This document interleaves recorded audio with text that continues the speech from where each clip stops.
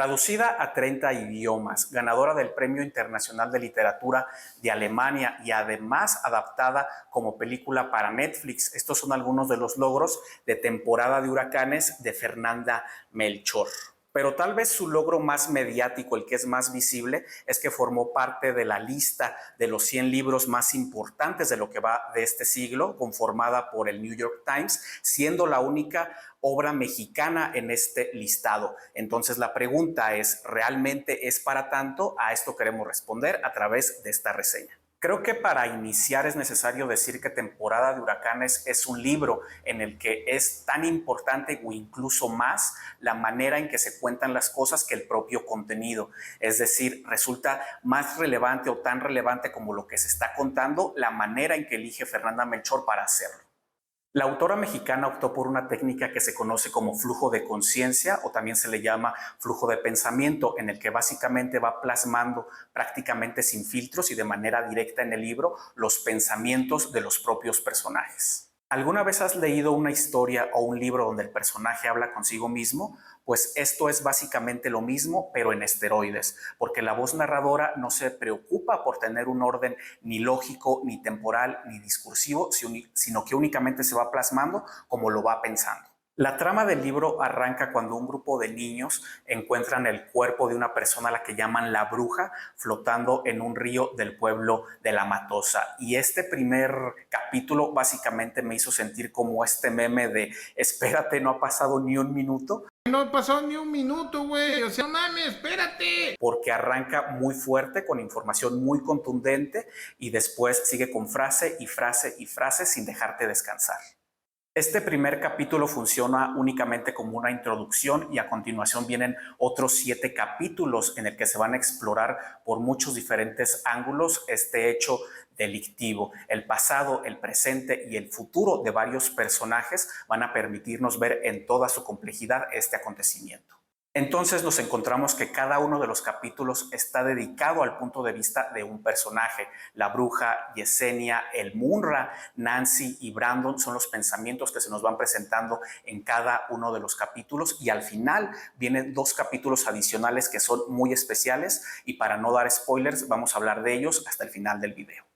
El capítulo 2 repite y aumenta lo que nos encontramos en el primer capítulo con una prosa demencial marcada por frases separadas por comas y comas y comas, y aunque eventualmente sí aparecen los signos de puntuación de punto y seguido, esto no afecta el ritmo que termina siendo en cada capítulo únicamente como un párrafo gigante. La mejor metáfora que se me ocurre del estilo del libro es que prácticamente es como un río, que una vez que tratas de cruzarlo te agarra y te lleva sin que tú puedas poner nada de resistencia.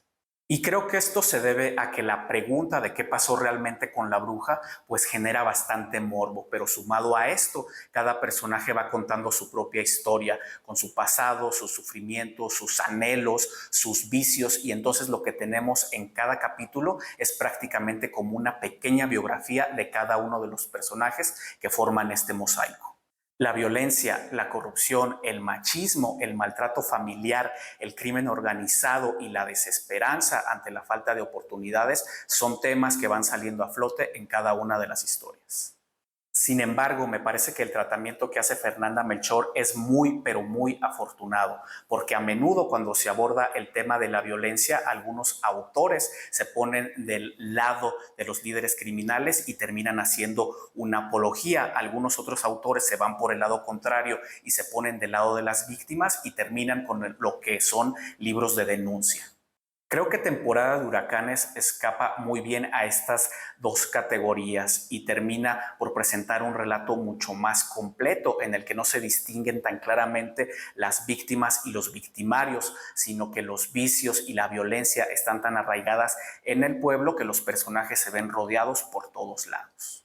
Otro elemento que debo aplaudir es la manera que tiene Fernanda Melchor de mantener el ritmo y la tensión, pues yo llegaba a momentos que por fin me estaba acostumbrando a esta prosa tan intensa y de repente lo que hacía la autora era meter una revelación como la edad de uno de los personajes o un nuevo misterio o una nueva pregunta que me hacía de nuevo engancharme a la historia. Como lo he venido diciendo, este libro es como un río que te da muy pocas oportunidades de salir de su corriente. Si tuviera que decir algo negativo de este libro, creo que tendría que esforzarme mucho y buscando, creo que sería el tema de que algunos capítulos, algunas partes del libro sí me hicieron sentir incómodo por lo retorcido de algunos personajes. Específicamente pienso en el personaje de Brandon, que llega a puntos muy oscuros y sí me sentí incómodo leyéndolo, pero insisto, es algo que tengo que buscar mucho y que es como un gusto personal para encontrarle algo malo a este libro.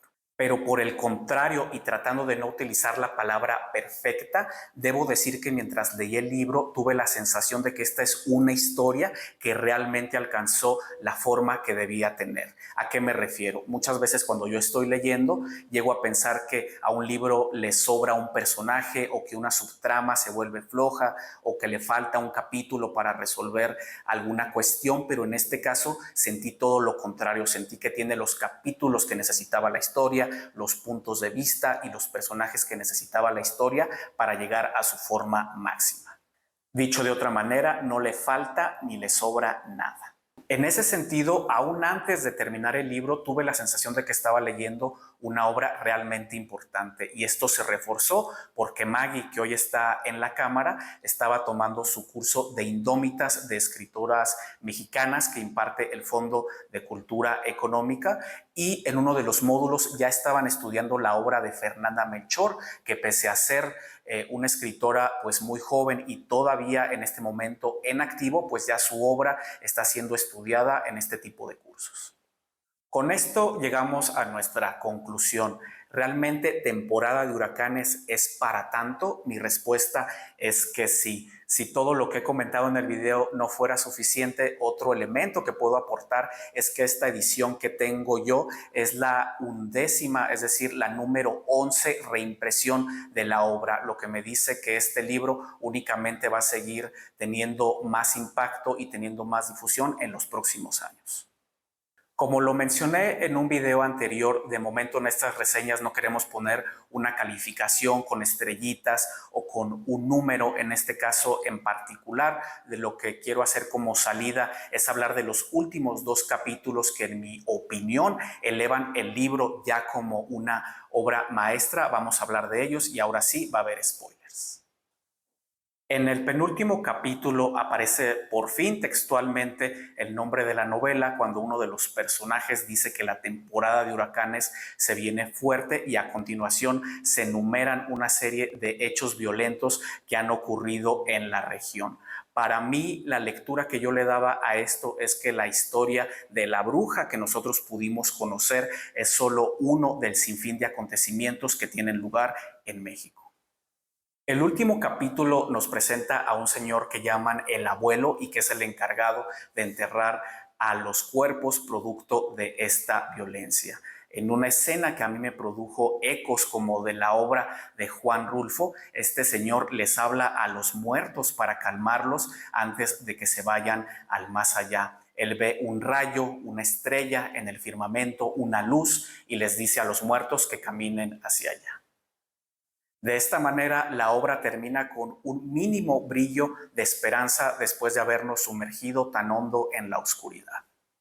Y bueno, eso es todo por la reseña, pero antes de terminar el video, también como un plus, queremos recomendar 3 obras similares o que al leer Temporada de Huracanes pensamos en ellas. Comenzando por Jorge Ibargüengoitia con Las Muertas, que tiene un origen similar y que además viene mencionado en el epígrafe del libro. En segundo lugar tenemos A veces despierto temblando, de Jimena Santaolalla, que tiene un uso similar de las voces narrativas. Y finalmente nos vamos con el gran Guillermo Arriaga con su penúltima novela, Extrañas, que tiene un ritmo similar, sin pausas y sin descansos. Si te gustó el video, recuerda darle like y suscribirte para formar parte del próximo Complot Lector.